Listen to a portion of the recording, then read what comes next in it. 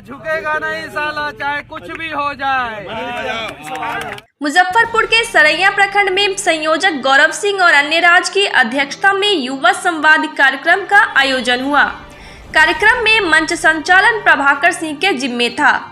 कार्यक्रम में मुख्य अतिथि के रूप में बुद्ध वर्ल्ड स्कूल के निदेशक कृष्ण कुमार, राष्ट्रीय युवा विकास परिषद के अध्यक्ष किसलय किशोर के साथ साथ सन ऑफ बिहार मनीष कश्यप भी पहुंचे थे। इस मंच से एक बार फिल्मी स्टाइल में कहा कि मनीष कश्यप झुकेगा नहीं। वो जो पुष्पा झुकेगा नहीं साला का जो रील बनाते हैं ना आप लोग, तो ये रील बनाइए कि बिहार का मनीषवा झुकेगा नहीं साला, चाहे कुछ भी हो जाए। किसके सामने किस चीज के लिए? किसी के सामने, किसी भी भ्रष्ट अधिकारी के सामने नहीं झुकूंगा। अभी एगो एसपी साहब अपना पूरा फेसबुक का पोस्ट डिलीट किए हैं। क्या एसपी साहब, और उनके खिलाफ एगो बड़ा सा लेटर आया है कि 1.5 करोड़ का जमीन 50 लाख में खरीद लिए थे। वो हमको फंसाए थे और अब जो है उनको भगवान फंसा रहा है। वो जय श्री राम लिखने वाले लोगों के हाथों पे डंडे मारे थे, आज जय श्री राम जो है उनको कटघरे में खड़ा करने का प्रयास कर रहे हैं। तो इंसाफ तो होगा और मनीषवा झुकेगा नहीं, चाहे कुछ भी हो जाए। मनीष कश्यप ने मंच से वंशवाद का जमकर विरोध किया। इतना ही नहीं, बिहार में हुई जाति आधारित गणना के बाद आबादी के हिसाब से हिस्सेदारी मांगने वालों पर भी जमकर प्रहार किया। उन्होंने कहा कि आबादी के हिसाब से हिस्सेदारी चाहिए तो बिहार में सबसे ज्यादा आबादी गरीबों की है। ऐसे में राजनीति में गरीब के बेटे को सबसे अधिक हिस्सेदारी मिलनी चाहिए और चांदी का चम्मच लेकर पैदा होने वाले को अब राजनीति से आउट किया जाना चाहिए। हालांकि उन्होंने यह भी स्पष्ट कर दिया है कि इसका कतई यह मतलब नहीं निकाला जाना चाहिए कि हम किसी खास जाति की ओर इशारा कर रहे हैं।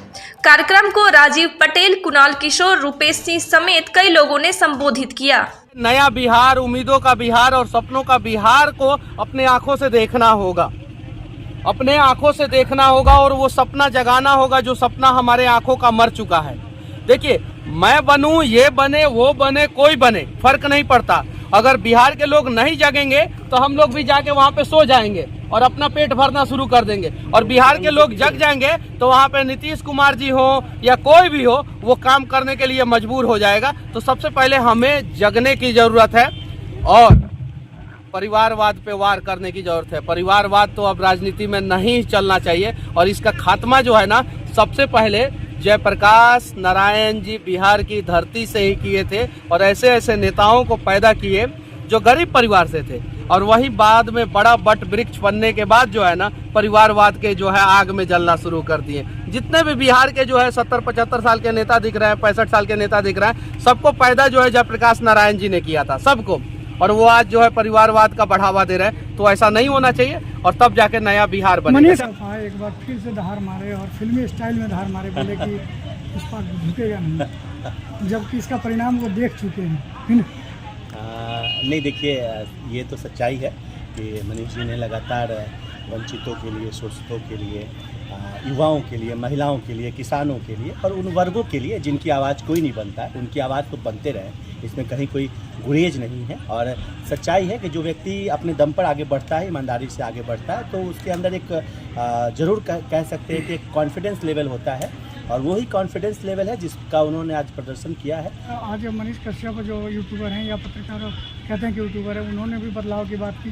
प्रशांत किशोर भी बदलाव की बात कर रहे हैं। हर कोई चुनाव आता है तो बदलाव होता है क्या? देखिए, जो यहाँ जो युवा आए थे वो कोई नेता नहीं है। मनीष कश्यप अगर हम मनीष कश्यप को देखें तो मनीष कश्यप इलेक्शन से समय में नहीं बोलते हैं। वो उन मुद्दाओं को उठाते हैं जो मुद्दा गरीब, गुरबे, नौजवान और आम जनता की समस्याओं को उठाते रहे हैं। वो इलेक्शन के समय में सिर्फ नहीं उठाते हैं। ये पॉलिटिकल मंच बिल्कुल ही नहीं था। और यहाँ जो कार्यक्रम हुआ है, डेफिनेटली इलेक्शन हमारा एक पर्व की तरह बनता है और उस तक हमारा अपना बात पहुंचाने का कोई ना कोई माध्यम होना चाहिए। इलेक्शन के समय भी इस तरह का कार्यक्रम हो, यह आवश्यक है, जिससे कि जो यहाँ के बदलाव कैसे हो, बदलाव करने के लिए लोगों में जिस तरह का संकल्प आज लिया गया है, मुझे लगता है कि लोग आने वाले समय में एक जो मैसेज इसके थ्रू देने की कोशिश की जा रही है कि आने वाले समय में जो नेता चुने जाएंगे या जिनको टिकट दिया जाएगा, अभी जो पॉलिटिकल पार्टी टिकट देगी, अभी जैसे एक मुद्दा उठा है कि हमारा 50% रिप्रेजेंटेशन युवाओं को जो पार्टी देगा उसको हम लोग समर्थन करेंगे। किसी पॉलिटिकल पार्टी का ये एजेंडा नहीं है, ये युवाओं का एजेंडा है। और अगर इस तरह से मूवमेंट, कहते हैं ना कि जैसे जैसे मूवमेंट बनता जाएगा वैसे वैसे प्रकाश फैलती जाएगी। तो लेकिन लोग कहते हैं कि ये सीधे सीधे एक ही नेता को टारगेट करते हैं, उन्हीं के भाषण पर हमेशा कमेंट करते हैं। क्या लगता है आपको? देखिए, ये बिहार की बदहाली और कोई भी बदहाली पे ही बोलता है। आप एक पत्रकार हैं, हमारे बड़े भाई हैं, हम आपसे भी पूछते हैं कि क्या जो वास्तव में हम तो एक फौजी हैं, हम पूरे देश दुनिया घूमे हैं, सरकार के पैसों से घूमे हैं, इस मातृभूमि के लिए समय दिया। तो मनीष ने जो बोला है, मनीष भाई ने, वो कोई गलत नहीं बोला है। बिहार में आज भी बच्चे बोरा पे बैठते हैं। उन्होंने आपके ही चैनल के माध्यम पे बोला ना, आपके माइक के सामने, कि बिहार गुलाम है। किस चीज का गुलाम है? शिक्षा का गुलाम है। शिक्षा व्यवस्था सुदृढ़ नहीं है, स्वास्थ्य व्यवस्था, कोई एक खास नेता नहीं, कोई खास नेता, सब जिम्मेवार है। ये तो कुर्सी कुमार थोड़े खराब है, ये तो बीजेपी भी खराब है, आरजेडी भी खराब है। आखिर वो कुर्सी कुमार को क्यों एक दूसरे से सटा रहा?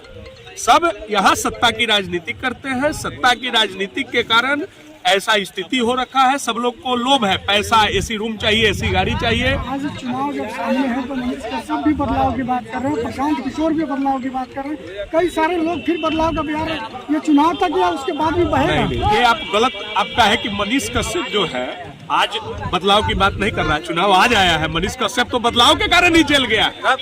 ये मनीष कश्यप जो है, नहीं, वो कहने वाला, देखिए, हाथी चले बाजार, कुत्ता भूखे हजार। तो आदमी को कौआ कान लेके जा रहा है, आपको कान को देखना है, कौए को नहीं देखना है।